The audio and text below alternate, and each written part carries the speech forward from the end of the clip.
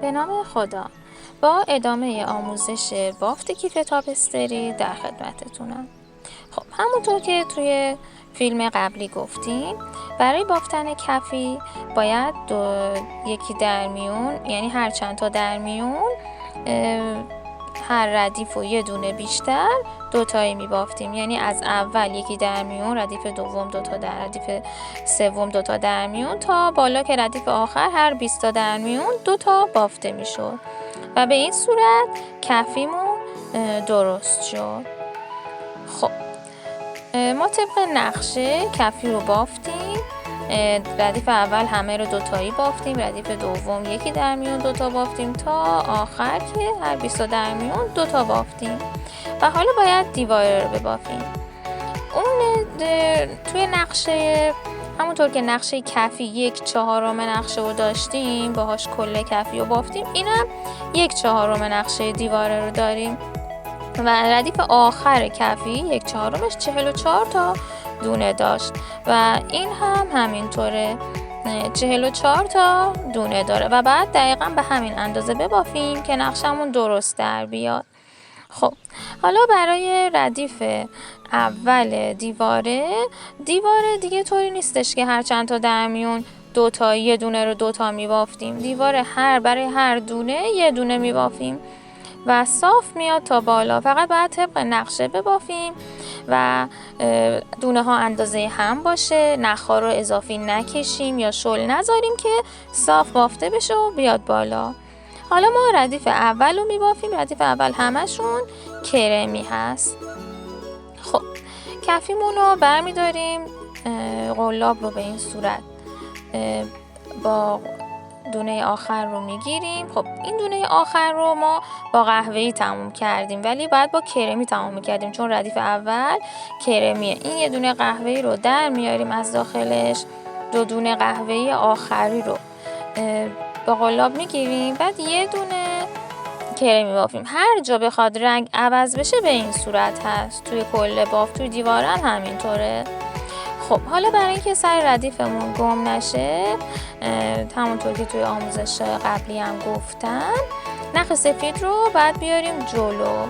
خب این نخ سفید رو باید تا بالا از همین نخ استفاده کنیم. بعد هر جا که احساس کردیم کم شده به این صورت میکشیم میاد بالا. بعد اگه نیومدم دیگه به زور نکشین، با یک چیز تیزی به این صورت از داخل دونه ها در بیاریم نخ‌ها رو،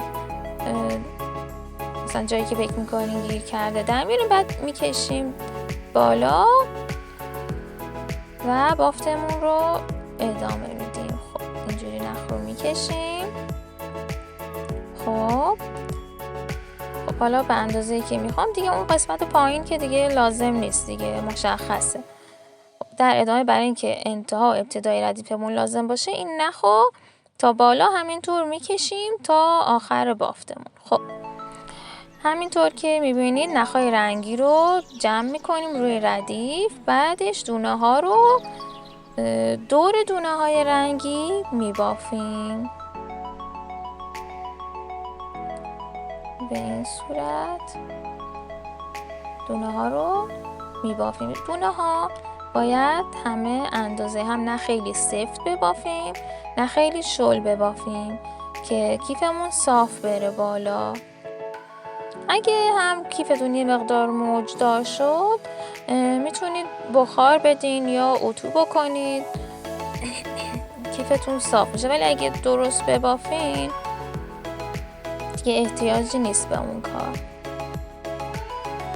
خب به همین شکل از داخل دونه قهوه‌ای رد میکنیم، دور نخ‌ها میپیچیم و دونه رو میبافیم.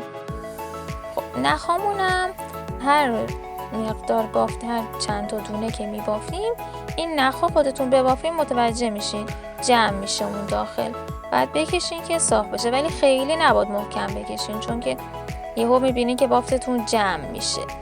خب این کرمی رو به همین شکل تا آخر میبافیم. این ردیف کلا فقط کرمی بود دیگه. خب ببینید چون که دیگه چند تا در میون دوتایی نبافتیم، چون دیگه نمیخواستیم گرد بشه، دیگه میخواستیم دیواره بشه، همه رو به اندازه هم توی هر دونه یه دونه کرمی بافتیم.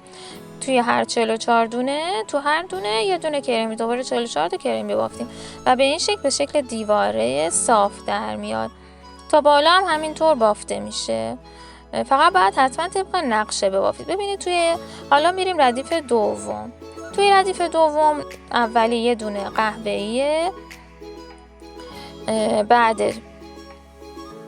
10 تا کرمی میبافیم، دوباره یه دونه قهوه‌ای، بعدش 21 قهوه‌ای. دیگه خودتونم باید بشمارین، تصویر این نقشه رو براتون میفرستم. بعد دوباره 10 تا کرمی، بعد باز دوباره میایم از اول این، چون این 1/4 نقشه هست دیگه، بعد 4 بار این ردیف دوم رو ببافیم. بعد وقتی رسیدیم به اون سر وصل ردیفمون، اون نخ سفیدی که معین کردیم، بعد میریم ردیف سوم رو شروع میکنیم میبافیم. باز ردیف سوم رو هم همینطور 4 بار میبافیم. بعد که رسیدیم به سر وصل ردیفمون، دوباره میریم ردیف 4 و تا انتها به همین صورت از روی نقشه میبافیم کل کیف. این دیگه نقشه تا بالای دیواره کیف است، چون که وقتی که میبافیم نقشه یه مقدار کشیده تر میشه. الان اون کیف رو که اون کنار ببینید یه مقداری طرحش انگار باز شده، چون دونه های قلاب بافی به شکل مربع نیست، یه جور به شکل مستطیل تقریبا، ولی این نقشه به شکل مربعی. برای همین دیواره های کیفمون یه مقدار بلندتر از اون میشه. خب دیگه بقیه توضیحات رو در ویدیوی بعدی ببینید.